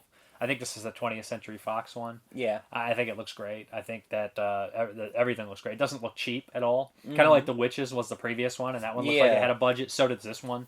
And I think it's directed well. I think there's lots of nice, witty, funny lines and dialogue. And I think it's set up and it plays off really well, and it pays off really well. And I think that them tackling this whole idea of having a man's soul inside of a woman's body, this weird kind of mixture of you don't really know who they are at any given time, is really awesome and different. Yeah, and it's a smaller cast, and everybody does fantastic in it. Yeah. The rich kids are despicable, but there's a scene where they're taunting the girl outside her window, and he's like singing the songs. It's so well done. And the way he does it, because they're always constantly drawn, it's so perfect. I don't remember the song he sings, but it's something along the lines of, "Don't worry, you soon be dead," and even let's say that's the ugliest angel I've ever saw, or something like that. It rhymes. It's really perfect. Yeah. But I was so glad that they got their comeuppance. Oh yeah, absolutely. Because so many of these movies, these guys are like the guys from Hounds of Baskerville, like those assholes at the beginning of that movie, or the guys from Plague of the Zombies that are really that kind of Hammer character where it's like, I'm rich and a complete utter piece of shit that has no responsibility for anything. Yeah, and a lot of times in these movies previously, like, you'd see those characters, but nothing would really happen to them per se. Nothing that was significant. It's like they were pricks. Then you find, okay, now they're just being used by the big bad guy. Well, also at the time, it's funny because we watched Harpoon, and that's what he says to that one rich guy: "You never had to work a day in your life." Yeah. And that's just like watching like rich spoiled people get killed in movies is so it feels so good. It's so cathartic. Yeah. I know that's sick to say, but just seeing rich or spoiled people in general that don't do anything are just fun to watch them get taken down a peg in a movie. And it's great in Harpoon, and it's great in this. And this is probably one of my favorite Hammer ones. It's up there. I don't think it's reached my level of love that Catermass had, but it's up there. Do you have the book? No, I didn't read the book. We left the book. Yeah. There's going to be a fast forward segment here, but I'm at 4 out of 5 stars. I'm at I'm at 4 stars. Okay. Yeah, 4 stars. I'll be right back.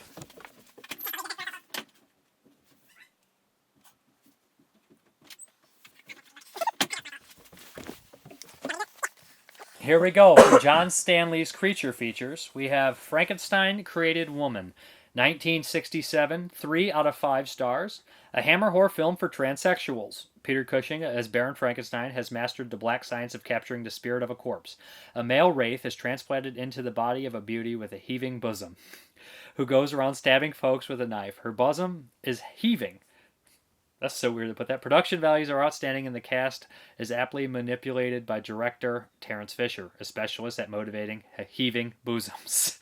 Screenplay by John Elder, produced by Anthony Keys and Nelson Keys, Story Walters, Robert Morris.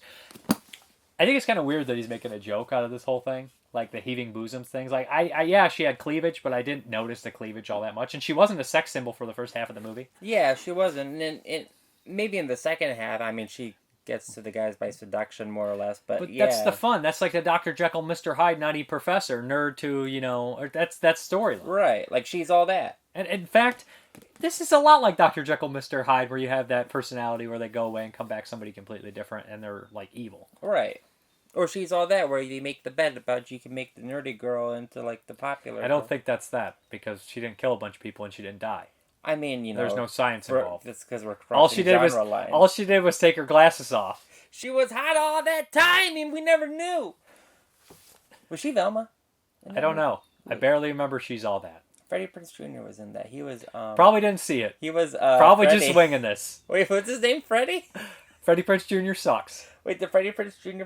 play Freddy in Scooby-Doo? Did they Yes, have he the same did. first name? Yes, he Is did. that real life? Yes. Wow. Okay. And Scooby-Doo was a CGI dog. Yes. Okay, so next week I think it's Quatermass and the Pit. I loved Frankenstein Created Woman. I hope you guys enjoy it as well. I would recommend this one. It's one of the better ones. Mm-hmm.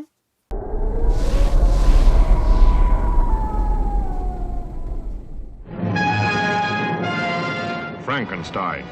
The name stands for fear. Frankenstein. He shocks the world as he mocks the devil. Frankenstein. He creates monsters of men. Frankenstein's most terrifying experiment comes to life.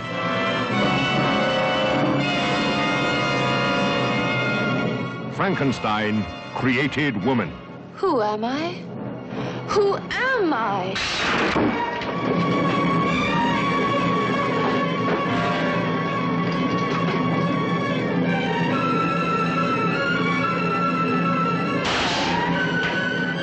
You see, a shield of indestructible matter. What is it for? What is it for? To give life after death, my friend. That's what it's for. Life after death. Peter Cushing as Baron Frankenstein, who crosses swords with Satan in his fight for immortality. He lives. See, hence he's alive.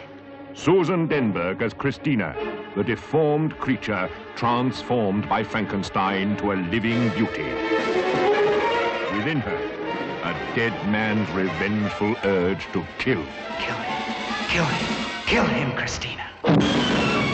Foley Walters, the doctor who helps Frankenstein to violate the laws of nature.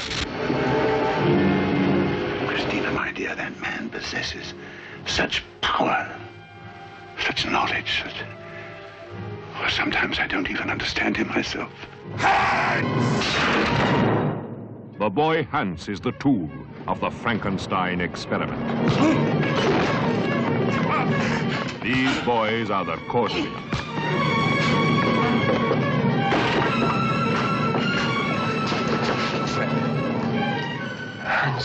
Hans. Just come back. He's come back from the grave. Somebody's brought him back.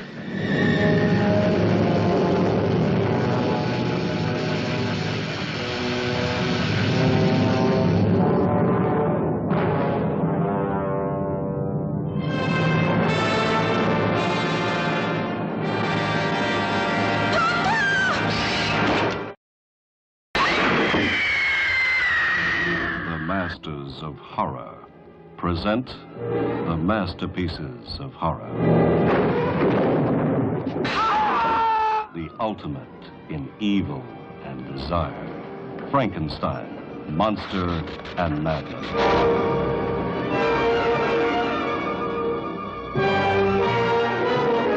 Frankenstein created woman. Who am I? A beautiful woman with the soul of the devil. And in the same double shark program,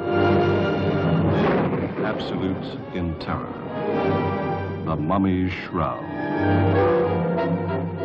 Warning to every creature of flesh and blood. Beware the beats of the cloth-wrapped feet. Beware the Mummy Shroud. I see death. Dead 1,000 years, now he lives and breathes to avenge an ancient curse. To strangle the living. Raise the dead. And prey upon human flesh. Remember, they're together. The ultimate in evil and the absolute in terror. Don't miss this gruesome twosome in color by Deluxe. from 20th Century Fox.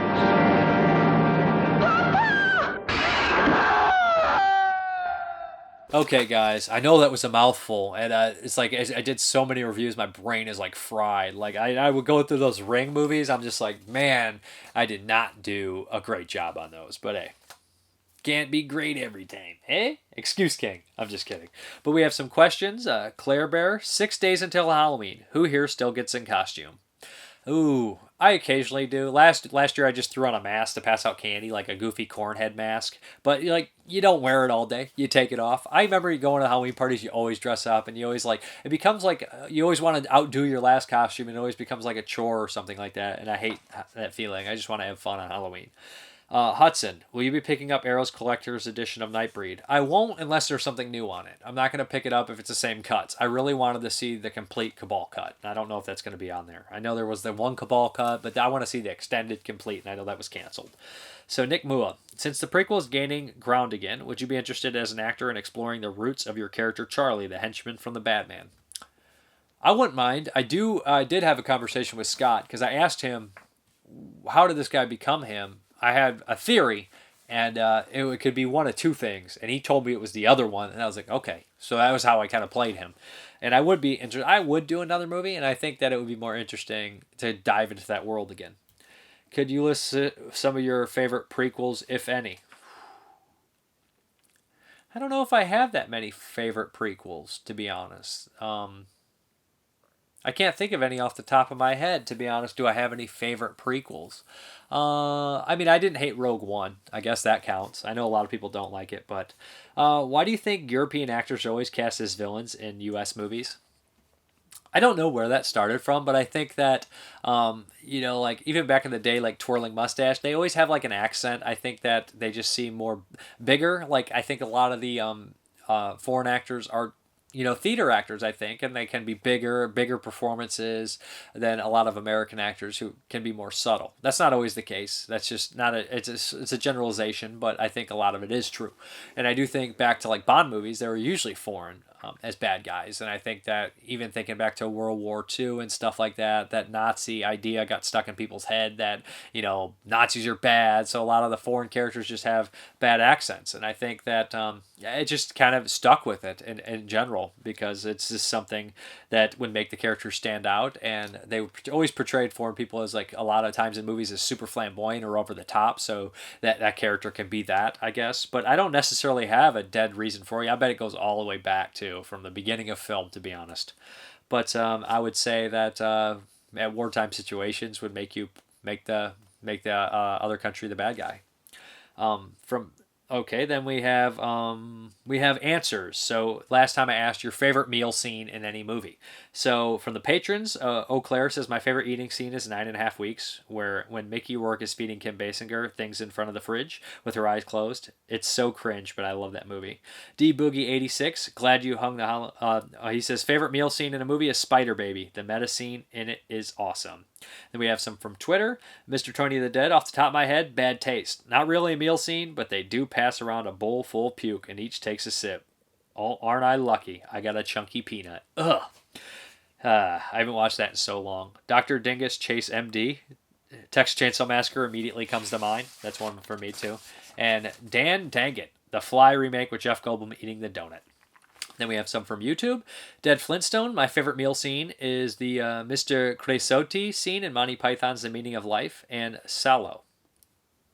Zach Nolan, I've always liked that Tabasco sauce is very visible on the table in Texas Chainsaw Massacre 2. That is pretty funny. Hudson, my favorite meal scene has to be from The Dark Crystal. It reminds me of the Saturday night at McDonald's. Nick Mua, obvious choices maybe, but I still enjoy them. The final scene in The Cook, the Thief, his wife, and her lover. Helen Mirren is awesome in everything. That is a great scene. The brain frying munching scene in Ridley Scott's Hannibal, mouth-watering.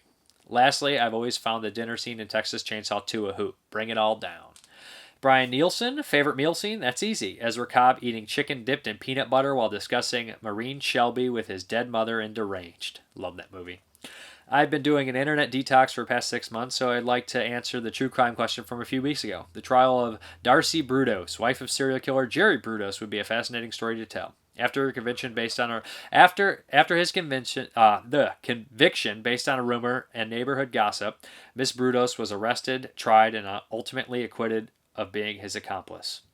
That's crazy. That would be cool. Directed by John Waters, because I know he had a fascination with Jerry Brudos.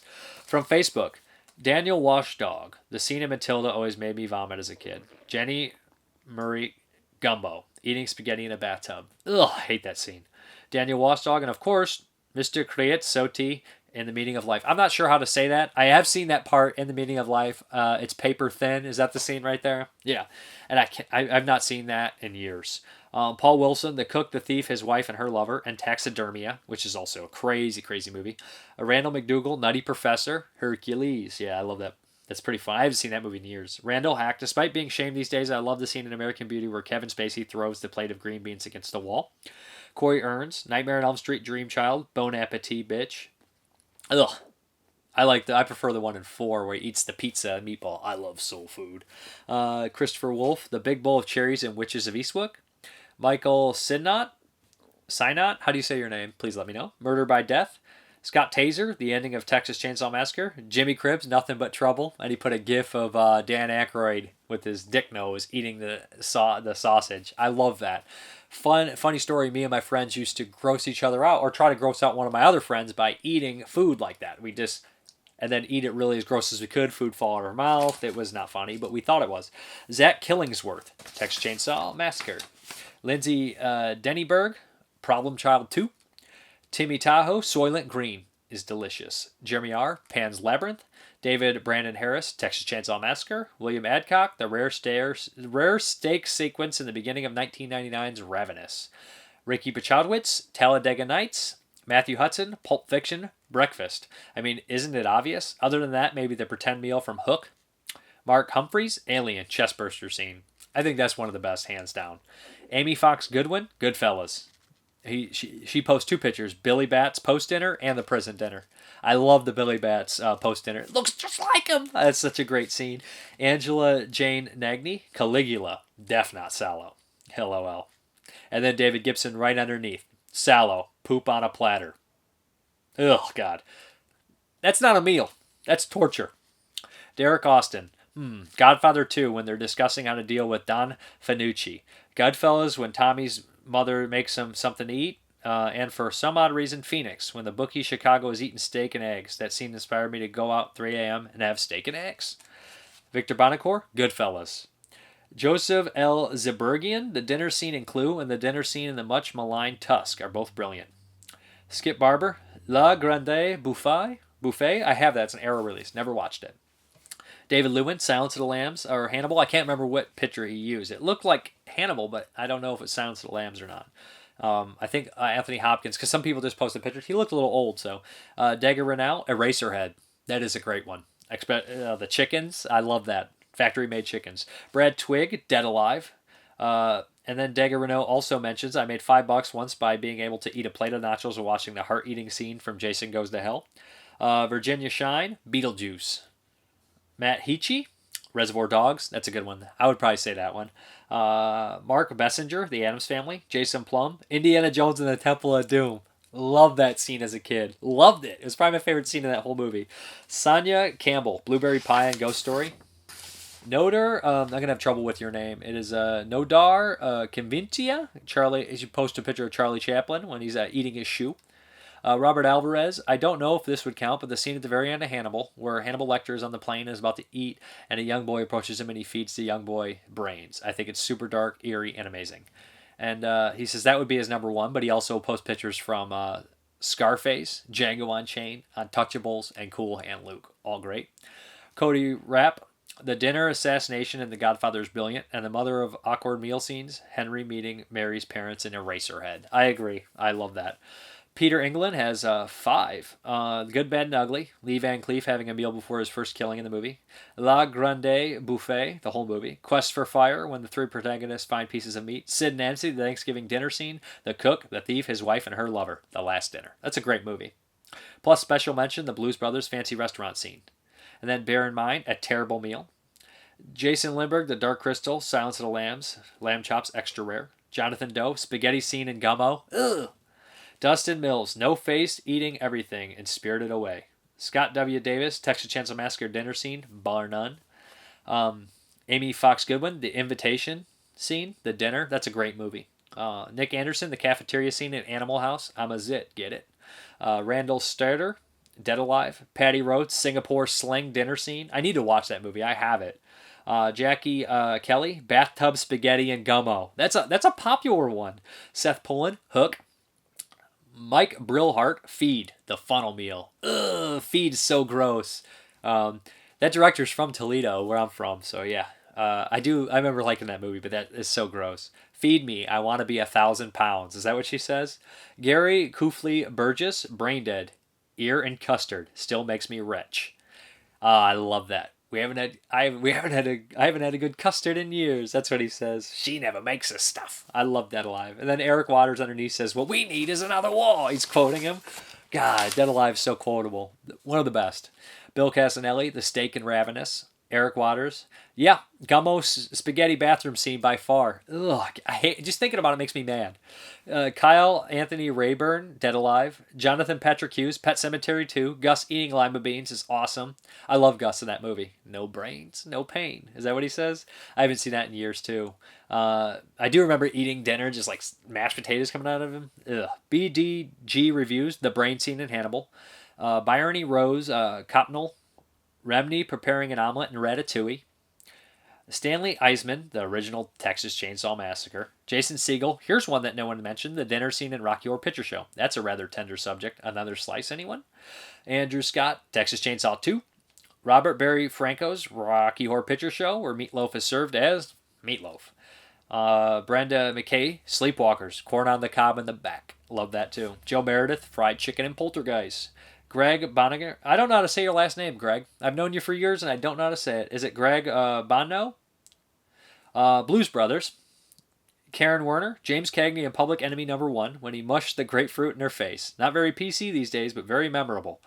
There's lots of great PC movies. I mean, I think like every movie now is probably not PC back in the day. Brett Montez, Iris eating stew in Beyond the Darkness. Oh, that stuff is gross, man. Mark Fratto, the scene in Goodfellas when Pesci's mom cooks dinner for the guys while they still have Billy Bats in the trunk outside. Sebastian Sanjuro, Aries, Freddy Got Fingered. Scott Shermer, The Color Purple. Jonathan Edward Smith, dinner scene in Hereditary was the first that comes to mind, even though the correct answer for me is the original Texas Chainsaw Massacre's dinner scene. The beginning also had a pretty fantastic pair of dinner scenes. Ryan Matthew Ziegler, The Bride of Frankenstein, both the scene with the hermit and Pretorius eating the crypt whilst laughing at a skull. Oh, I thought I was alone. Michael Stemberger, when Sally's invited in the Texas Chainsaw Massacre. Sid Meredith, morning breakfast scene from Deadly Spawn. Love the Deadly Spawn. Don Adams, Alien. Susie Ayola, or Ayala? I don't know how to say your name. Ayala? Ayala. I'm a moron. Eraserhead. It's hard talking so much, I start to make mistakes. Excuse King. Jessica Elson, 4 different scenes from Raw come to mind. Dean Turner Trout, Troll 2. And then we have some old answers. Paul Weichel, my favorite from the old favorite anthology I asked. My favorite anthology horror is definitely Dr. Terror's House of Horrors. I grew up watching that one many, many times. My dad introduced me to that one. He actually got to see it in a theater when he was 8 years old. All these years later, and the both of us still love the movie. I enjoy all the anthology horror that Amicus put out. I also find enjoyment in all these. Black Sabbath, With Friends Like These, Merlin's Shop of Mystical Wonders, Dark Dealer, Cat's Eye, Tales from the Dark Side, Dead Time Stories, Scary Tales, and Escapes. Have a good one. Jeremiah Schaefer, 3 Extremes, Fear of the Dark, and Snoop Dogg's Hood of Horror are all a lot of fun. And Mr. Remote 420, Creepshow, hands down. The stories were not only interesting, there were tons of better acting in it. There was tons of better acting in it. And I also want to ask the question of the week. Since we asked your favorite meal scene, what is your favorite walking scene in a film? And before I forget, it's got to be the Wild Bunch. But also, I really like the walking scene in Reservoir Dogs. So, your favorite walking scene in a movie. We'll have that one. I guess we're going to hop into the update. You ever realize you're an idiot? Well, basically, I'm an idiot. I got Toy Story 4 in 4K. And this was an accident. This was again I'm in the Disney Club, and I keep forgetting to decline their automatic sendings. So basically, I got Toy Story 4. I haven't even seen Toy Story 2. So yeah, I guess I got Toy Story 4 now. I mean, maybe I should give it to my nephew or something like that. I'm thinking about it, but I don't think he watched it. He's old enough to watch yet, so I don't know. But I got Toy Story 4, so if you ever do the Disney Club, make sure you turn down the stuff you don't want. So we're going to hop in. We got the Kino sale. Scream and Scream Again. This isn't a great movie, but it is enjoyable to a certain extent. It has Vincent Price, Christopher Lee, and Peter Cushing. It's okay. I'm going to be honest. There's some really funny moments in this movie. The trailer, watch the trailer, and they'll be like, Vincent Price, and show Vincent Price. They'll be like, Christopher Lee, show Christopher Lee, and they'll say Peter Cushing, and then they show some guy that the guy who edited the trailer thinks is Peter Cushing, but it's not. Cushing has a very small role in this one. It's okay. I had to have it, you know. Then we have Trilogy of Terror 2. Anthology. I haven't seen this in years. Jeffrey Lewis is in this, and Matt Clark. That's fun. That's kind of two genre actors. They're both in Cold Pepper Cattle Company. They're both in that one together. So yeah, I remember watching this one. It has the rat story in there. It's been years since I watched this movie. I really look forward to checking it out again. And then we got Dead of Night, another anthology. I heard this is great. It has the story with the doll in there that I hear so much about. I've always wanted to see this one. 1945 black and white horror anthology. Heard it's great. Heard it's one of the best. So yeah, looking forward to checking that one out too. Maybe I'll watch it on a Halloween or something. Then we got The Man Who Haunted Himself with Roger Moore, another, horror flick from Kino, one of the Studio Canal releases. Heard this has great atmosphere, and it has great performance by Roger Moore is what I hear. So that's kind of cool to see Roger Moore in a horror movie. And then we got Billy the Kid vs. Dracula. Yeah, John Carradine as Dracula.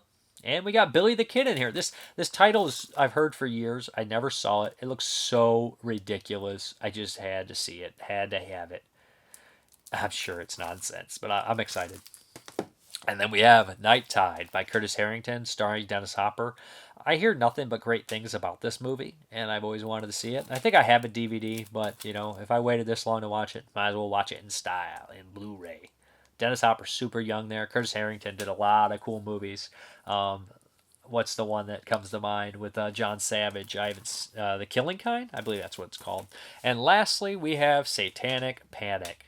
And this is not the Walmart version, if you guys have seen. In Walmart, they just call it Panic on the slipcover. So silly, so silly. But yeah, Satanic Panic. Look forward to checking this one out. Heard fun things. It's supposed to be a comedy horror. Yeah, I'm in. But I guess we're going to hop back to the video, guys. Thanks for watching. Okay, guys, as always, you know what? If you like what you see, subscribe, give it a thumbs up. If not, you don't have to, but follow me on Twitter and Instagram and all those things and whatnot. Visit the Screaming Toilet site for some written reviews and some more info if you'd like. All the links are always below. But as always, guys, thank you very much for watching, and you guys have a good one.